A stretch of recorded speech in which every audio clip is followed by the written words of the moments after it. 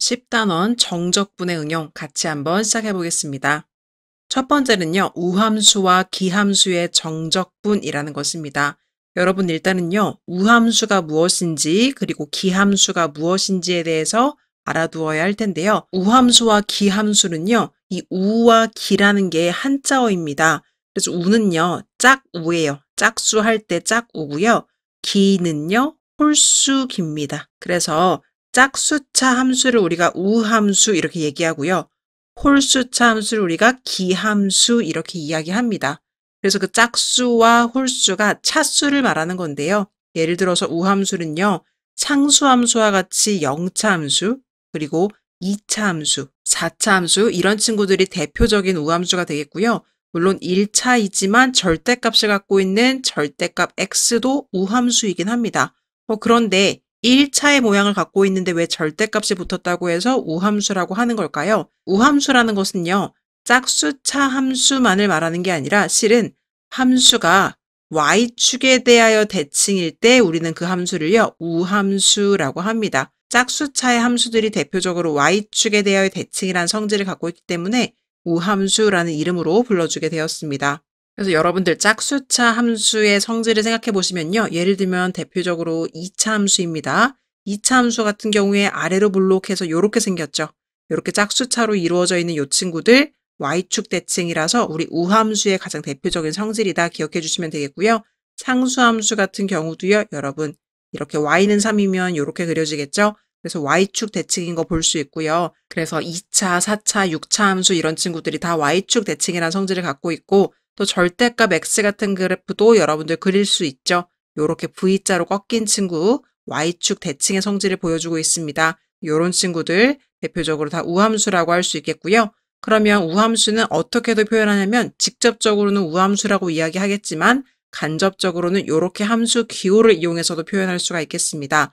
즉 x자리에 마이너스 x를 넣으나 x를 넣으나 결과가 똑같은 친구들인 거죠. 예를 들어서 y는 3x제곱을 생각해 보시면 fx라는 것은 3x제곱입니다. 그러면 x자리에 마이너스 x를 넣어주면 결과가 어떨까요? 3의 마이너스 x의 제곱이기 때문에 결과적으로는 또 3x제곱이 되는 겁니다. 그래서 짝수차의 성질을 갖고 있으면 x를 넣으나 마이너스 x를 넣으나 결과가 똑같겠죠. 우함수는 요런 방법으로도 표현할 수 있다는 것을 기억해 주시면 되겠습니다. 자, 그 다음에 기함수를 보시면요. 기함수 같은 경우는 가장 대표적인 특징이 원점에 대해서 대칭인 그래프를 가지고 있습니다. 그래서 우함수는 y축 대칭, 기함수는 원점 대칭 이렇게 기억하시면 되겠는데요. 원점에 대해서 대칭인 친구들 예를 들면 1차 함수가 있겠습니다. 그래서 이렇게 그려지겠죠. 그리고 3차 함수도요. 마찬가지로 이런 식으로 그려지기 때문에 또 원점 대칭이라고 볼 수 있고요. 또 여러분들 알고 계시는 유리함수도 당연히 원점 대칭이 되겠습니다. 그래서 원점 대칭의 그래서 홀수차. 그래서 대표적으로는요. 차수가 홀수차인 1차, 3차, 5차 이런 함수들, 이런 유리함수 같은 경우도 원점 대칭이기 때문에 기함수라고 할 수가 있겠습니다. 그럼 기함수는요. 함수 기호로는 어떻게 표현하냐면 이 친구는요. f의 x자리에 마이너스 x를 넣은 결과와 fx에 마이너스를 붙인 결과가 똑같습니다. 그래서 예를 들어서요. fx를 x의 세제곱 이런 홀수차 함수로 본다면요. f의 마이너스 x라는 것은 x자리에 마이너스 x를 넣어서 세제곱해 주라는 거니까 결과적으로는 마이너스 x 세제곱이 되겠죠. 그래서 아까와는 다르게 이 fx랑 f-x가 같아지기 위해서는요. 이 fx의 결과인 x 세제곱에다가요. 마이너스를 반드시 붙여줘야지만 결국 f의 마이너스 x랑 fx가 같아지게 되겠습니다. 그래서 기함수 같은 경우에는요. 이렇게 마이너스가 붙어있다라는 거 생각해 주시면 되겠습니다. 그러면 헷갈릴 수가 있죠. 어떤 게 도대체 기함수를 의미하고 어떤 게 우함수를 의미하는지요. 자, 그래서 f에 마이너스 x를 넣는다고 했을 때요. 요 마이너스가 여러분 기를 쓰고 앞으로 나온다. 기를 쓰고 앞으로 나와준 요 케이스를요. 우리는 기함수라고 하겠습니다. 대표적으로는 홀수차 함수가 되는 거고요.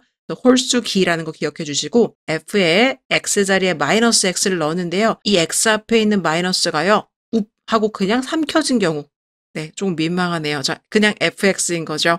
그래서 기를 쓰고 나오지 못하고 웁 하고 그냥 안으로 삼켜서 마이너스가 없어진 경우가 바로 우함수가 되겠습니다.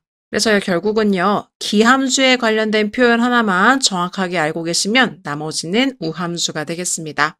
자, 그러면 이 우함수와 기함수의 성질이 도대체 정적분과 어떤 연관이 있다는 것일까요? 자, 보시면요. 지금 1번 그래프, 오른쪽에 나와 있는 친구가요. 대표적인 우함수 그래프입니다. 왜 그러냐 하면 지금 Y축에 대하여 대칭이기 때문인 거죠. 이렇게 Y축에 대해서 대칭인 그래프는요. Y축을 기준으로 이 오른쪽과 왼쪽, 즉 0부터 A까지 적분한 부분의 넓이를 S라고 한다면 이 마이너스 A부터 0까지 적분한 부분의 넓이도 S로 서로 같아질 수밖에는 없습니다. 왜요? 이 Y축에 대해서 대칭이기 때문에 양쪽이 마치 데칼코마니처럼 똑같이 생겨지는 거죠. 따라서 마이너스 A부터 0까지 적분했을 때의 결과와 0부터 A까지 적분했을 때의 결과가 똑같기 때문에 만약에 누군가가 마이너스 A부터 A까지 함수를 적분해줘 라고 한다면 Y축에 대해서 대칭인 구간에 대해서 넓이를 구해달라는 거니까요. 우리는 마이너스 A부터 A까지 구해도 되겠지만 0부터 A까지 구해서요. 이 한쪽 부분의 넓이의 2배를 하셔도, 그래서 이렇게 한쪽 부분의 결과 0부터 A까지의 넓이의 2배를 하셔도 그게 바로 마이너스 A부터 A까지의 정적분 결과와 동일하겠습니다.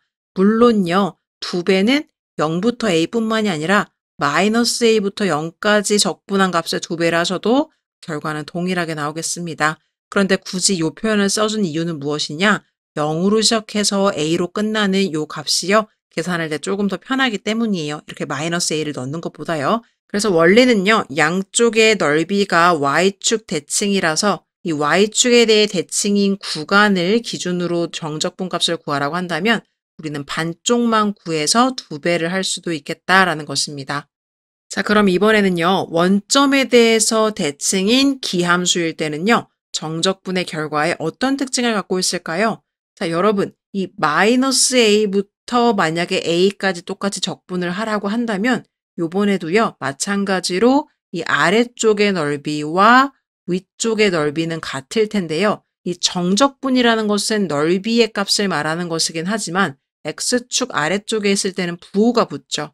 즉 마이너스 S라고 표현할 수 있다면 X축 위쪽은요. 동일한 넓이를 갖고 있지만 X축 위에 있기 때문에 플러스 S라고 생각할 수가 있을 겁니다. 그러면 이 친구를 마이너스 A부터 A까지 적분한다고 하면요. 이 두 곳의 정적분 결과가요. 이렇게 상쇄가 되면서 결과적으로는 0이라는 값을 가질 수밖에 없습니다. 따라서 마이너스 A부터 0까지 적분을 한 것과 0부터 A까지 적분을 한 것은 분명히 부호의 차이가 날 거기 때문에 마이너스 A부터 A까지 Y축에 대해 대칭인 구간을 적분하라고 한다면 결과적으로 한쪽은 음수가 나올 것이고 한쪽에서는 양수가 나오면서 서로 상쇄돼서 결과는 0이 될 수밖에 없다는 것이 기함수의 특징이 되겠습니다. 그래서 여러분들 보시는 바와 같이 이 적분 구간이요. 마이너스 A부터 A까지와 같이 절대값이 같은 두 개의 숫자로 이루어져 있을 때의 성질이라고 보시면 되겠습니다. 그래서 한 번 더 최종적으로 정리하시면요. 이 위에 1번 같은 경우는요. 마이너스가 하고서 삼켜졌죠. 우함수입니다. 자, 우함수에서요. 마이너스 A부터 A까지 이렇게 절대값이 같은 서로 부호만 다른 두 숫자에 대해서 적분하면요. 그것은 0부터 A까지 적분한 결과의 2배를 해주시면 되겠고요. 마이너스가 기를 쓰고 바깥으로 나오는 기함수 같은 경우에는요. 마이너스 A부터 A까지 적분하라고 한다면 그 결과는 0이 되겠습니다.